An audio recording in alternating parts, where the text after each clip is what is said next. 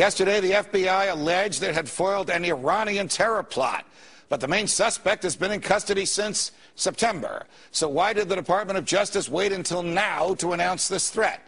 Is it mere coincidence, as it comes at a time when House Republicans, as you've just heard, subpoenaed the head of the Justice Department, Attorney General Holder himself, for his marred gun-running program, Operation Fast and Furious, which, as you know, let military-grade weaponry get in the hands of Mexican drug gangs?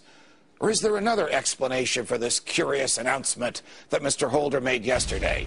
Joining us by phone from Virginia is retired Army Lieutenant Colonel Anthony Schaffer. Colonel Schaffer, it's always a pleasure. Welcome back to Freedom Watch. Thank you for having me, Judge. Sorry I can't be there. As are we, but we appreciate you picking up the phone and calling us. What is your take on this alleged terror plot involving Iran? Is this the way the Iran intelligence agencies usually operate, engaging with somebody they thought were involved with Mexican drug gangs to assassinate a Saudi Arabian ambassador in a public restaurant in New York or Washington? Well, it's a long way to get to a much easier target in other places, and no, I don't think so. And obviously, I've interrogated the Iranians. It's two chapters of my book, Operation Dark Heart, are dedicated to this, and that's what makes me think twice about this. The American that they're accusing here, Judge, was true enough. He has a dual passport, Iranian-American, but frankly, my experience has been directly that these people love being here. Once they're here, they love being here. And the idea of this guy, all of a sudden, after years being a successful, by all accounts, a successful used car salesman in Texas,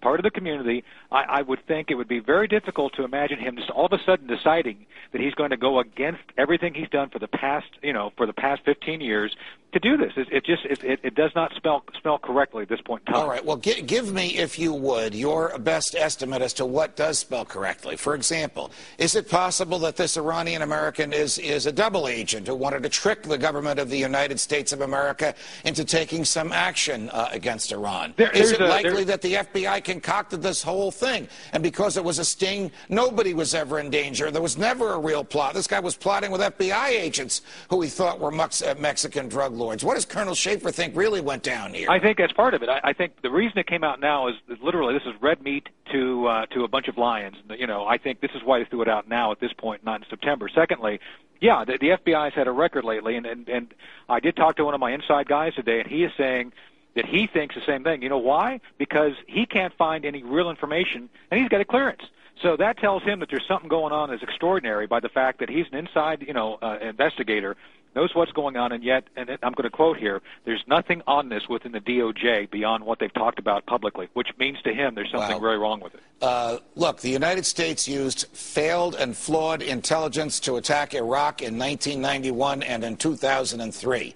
Is there the danger that we might use something as preposterous as this plot, which was created and run and controlled by the FBI that was announced yesterday, as a basis for invading the country of Iran, which, as you know, a lot of neocons in this country have been itching to get us to do? Right. I got to tell you, I do believe the Iranians do pose a threat. However, I agree with you on this.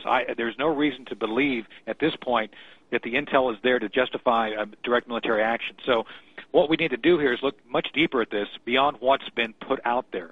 Frankly, Judge, they've got to come clean on this. They've got to actually announce the details of the investigation. And frankly, I think the real issue is it goes back to the southwest border. I mean, if these guys were going in and out, the Iranians were moving in and out of the border, southwest border, we need to look at that again, and not only from the perspective of Fast and Furious, but what else is actually going on. Precisely. Colonel Schaffer, it's a pleasure. These are unpleasant things we talk about. They are. But we commend you for weighing in on them. Thanks for joining us. Thank you, sir. It's a rage against the machine.